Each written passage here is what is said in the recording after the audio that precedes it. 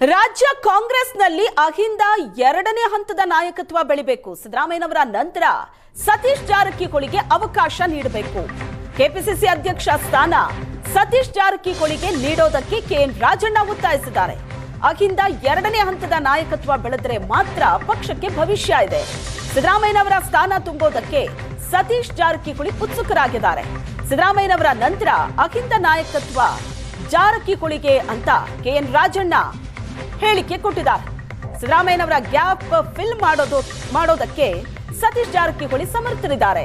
ಸಿದ್ದು ನಂತರ ಜಾರಕಿಹೊಳಿಗೆ ಎಲ್ಲರನ್ನ ಪ್ರತಿನಿಧಿಸೋ ನಾಯಕತ್ವ ಬೆಳೆಸ್ಕೋತಾರೆ. ಸಿದ್ದರಾಮಯ್ಯ ನಂತರ ಸತೀಶ್ ಜಾರಕಿಹೊಳಿ ನಾಯಕತ್ವ ಅಂತ ಕೆಎನ್ ರಾಜಣ್ಣ ಸ್ಟೇಟ್ಮೆಂಟ್ ಕೊಟ್ಟಿರೋದು. ಅಧ್ಯಕ್ಷರ ಬದಲಾವಣೆ, ನಾಯಕತ್ವ ಬದಲಾವಣೆ ಬಗ್ಗೆ ಏನನ್ನೂ ಹೇಳ್ತಾ ಇಲ್ಲ. ಸಚಿವ ಸಂಪುಟ ಬದಲಾವಣೆ ಬಗ್ಗೆಯೂ ಯಾವುದೇ ಸ್ಪಷ್ಟತೆ ಸಿಗ್ತಾ ಇಲ್ಲ. ಕೆಎನ್ ರಾಜಣ್ಣ ಕೊಟ್ಟಂತ ಪ್ರತಿಕ್ರಿಯೆ ಇದು.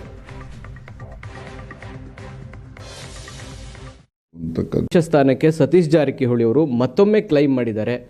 ಅಹಿಂದ ಎರಡನೇ ಹಂತದ ನಾಯಕತ್ವ ಬೆಳಿಬೇಕು ಅನ್ನುವಂಥ ಒತ್ತಾಯವನ್ನು ಮಾಡಿದ್ದಾರೆ ಅನ್ನುವಂಥ ಚರ್ಚೆಗಳಿದ್ದಾವೆ. ತಾವು ಕೂಡ ಅವ್ರ ಜೊತೆಗೆ ಹೋಗಿದ್ರಿ. ಅಹಿಂದ ಲೀಡರ್ಶಿಪ್ ಎರಡನೇ ಹಂತದ್ದು ಬೆಳಿಬೇಕಾದ್ರೆ ಕೆಪಿಸಿಸಿ ಸಾರಥ್ಯ ವಹಿಸಬೇಕಾ ಸತೀಶ್ ಜಾರಕಿಹೊಳಿ ಅವರು? ಅಹಿಂದ ಎರಡನೇ ಹಂತದ ನಾಯಕತ್ವ ಬೆಳಿಬೇಕು ಅಂತಕ್ಕಂಥ ಜೊತೆಯಲ್ಲಿ ಎಲ್ಲ ಪಕ್ಷಗಳಲ್ಲೂ ಕೂಡ ಎರಡನೇ ಹಂತದ ನಾಯಕತ್ವಗಳು ಬೆಳಿಬೇಕು.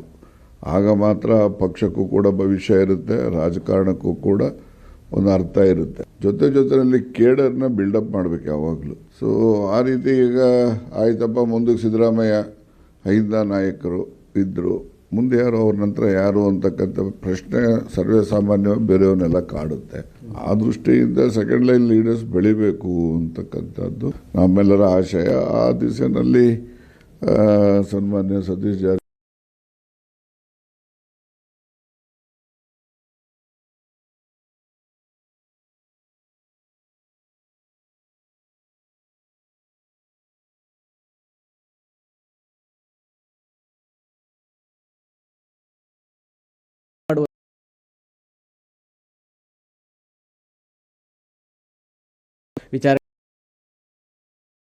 ವಿಚಾರಗಳನ್ನು ಬೆಂಬಲಿಸಿದ್ದಾರೆ. ನೋಡಿ, ರಾಜಕಾರಣ ಅಂತಕ್ಕಂಥದ್ದು ಯಾವುದೇ ಯೂನಿವರ್ಸಿಟಿಲಿ ಪಾಠ ಮಾಡಲ್ಲ, ಯಾವುದೇ ಪುಸ್ತಕದಲ್ಲೂ ಕೂಡ ಬರೆದಿರೋದಿಲ್ಲ.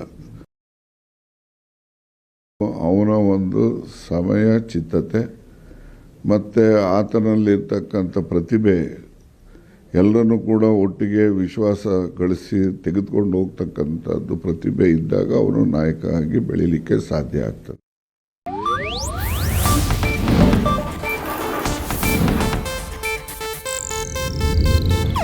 ಇದು ಏಷ್ಯಾನೆಟ್ ನ್ಯೂಸ್ ನೆಟ್ವರ್ಕ್ ಪ್ರಸ್ತುತಿ.